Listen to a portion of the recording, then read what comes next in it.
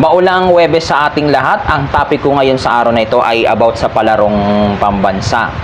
Ang masasabi ko na lang ngayon is masyado na talaga tayong soft era. Excuse me po. Sa larong basketball.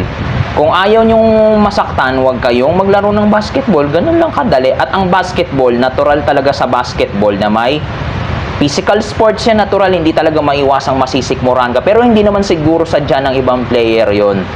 Kapag halimbawang may kakalaban kang nakalaro, masyado siyang physical, halos tinitira ka na, laruin mo lang yung laro mo. At kung napapansin mo, parang dinadaya na yung team nyo dahil nga parang niluluto na, lalo na kung sa mga ligang barangay, hayaan nyo na, basta laruin nyo lang, maging professional kayo. Kasi kung hindi nyo i-exercise ang pagiging professional sa larong basketball, wala kayong karapatang maglaro ng basketball sa higher level. Lalo na sa mga nangangarap maging PBA player dyan, wala po kayong karapatang maging PBA player kung ganyan ang attitude nyo. Kaya nga nananawagan din ako sa mga coaches, bata pa lang, hubugin nyo na po yung mga bata nyo sa basketball. Aanin mo yung sobrang magaling.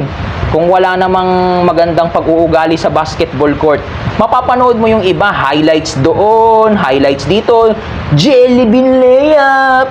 May pag-ganon-ganon pa sa basketball. Para sa akin, mas maganda pa rin yung fundamental skills at saka yung basic skill.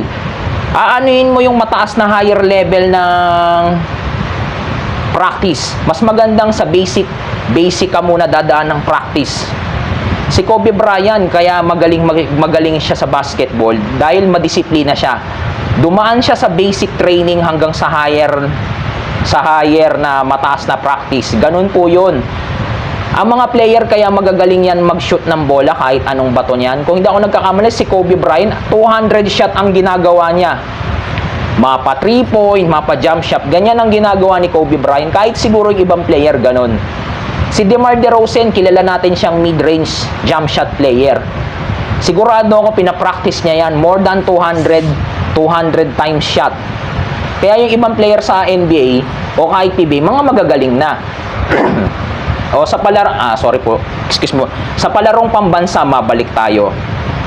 Maling-mali talaga yung nangyaring girian, awayan. Bata pa lang, dun mo malalaman. Kaya nga wala kayong karapatang maging player kung konting kurot lang, iiyak ka na.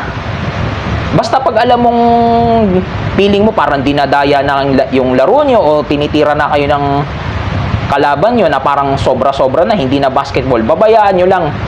Naglaro kayo ng basketball, so i-expect nyo na ang basketball ay physical contact sport. Kung ayaw nyo palang masaktan, mag-chess na lang kayo.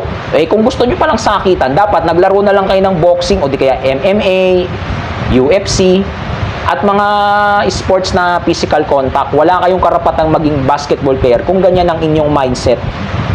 Magandang umaga sa lahat. Shout out sa mga kaibigan nating sila HSTV 2.0. Excuse me po. At sa aking kaibigan na si Aljon B. Pontanos, Claudine Jane Chavez, belated congratulations nga pala sa inyong graduation nitong June. Congratulations. And shoutout sa kaibigan kong si Alvin Fiudo. Shoutout sa iyo, pare, ingat. At sa iyong asawa na si Mimi Irish.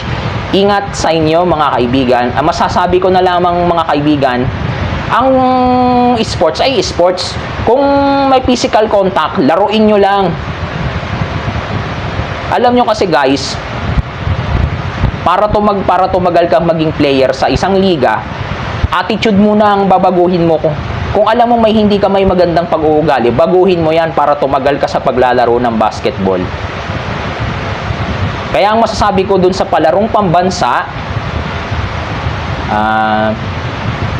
wala, yung mga batang yan, kulang yan sa disiplina, ma-attitude. Kaya wala silang karapatang mangarap maging player sa PBA kung ang mindset nila konting girian lang, di ba? Yun lang ang masasabi ko sa nangyari sa palarong pambansa. Actually, napanood ko siya sa Facebook, sa balita, sa News 5 and sa TikTok. Na-disappoint ako. Kahit ligang barangay lang yung nilalaroan mo o kahit palarong pambansa, kailangan talaga yung attitude mo is laro lang kahit na may nangyayari ng hindi maganda, niluluto na yung laro, o di kaya pinipisikal ka na sobra ng player. Yun lang ang masasabi ko sa ngayon. Magandang umaga sa lahat. Yun lang po. Bye-bye. Peace.